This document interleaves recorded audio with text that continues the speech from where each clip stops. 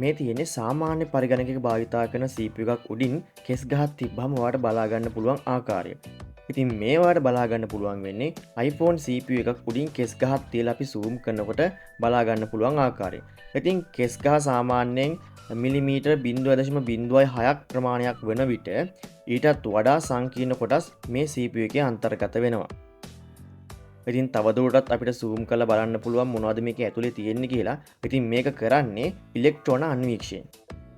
මේ අන්වීක්ෂණය මෙන්න මේ ආකාරයට zoom කරන්න පුළුවන්. තවත් zoom කරන්න පුළුවන්. බලන්න කොච්චර සංකීර්ණ පරිපථ රටාවක් මේකේ අන්තර්ගත කරලා තියෙනවද කියලා. ඉතින් විද්‍යාඥයන් කියන්නේ සාමාන්‍යයෙන් අපි ගත්තොත් එහෙම කෙස් ගහ මිලිමීටර් 0.06ක් නැනෝමීටර් වලින් ගත්තොත් නැනෝමීටර් 6ක් හෝ 5ක් පමණ වෙනවා.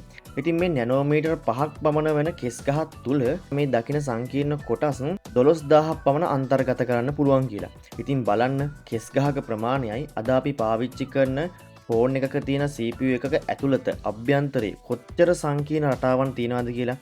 ඉතින් ඉදිරියට තවදුරටත් මේවා වෙනස් වෙලා මේ උපකරණ තවදුරටත් කුඩා වෙන්න මෙන්න මේ තාක්ෂණය බොහෝ සෙයින් වැදගත් වෙයි. මේ තාක්ෂණයේ ප්‍රතිඵලයක් විදිහට තමයි එදා අතීතේ කාමරයක් තරම් ලොකු වෙලා තිබ්බ පරිගණකය අද වෙනකොට අතේ බැඳන් යන්න පුළුවන් ස්මාර්ට් වොච් එකක් තරමට කුඩා වෙලා තියෙන්නේ. ඉතින් තව ඉදිරියට මේ වගේ උපකරණ අලුත් උපකරණ ලෝකෙට බිහි වේවි.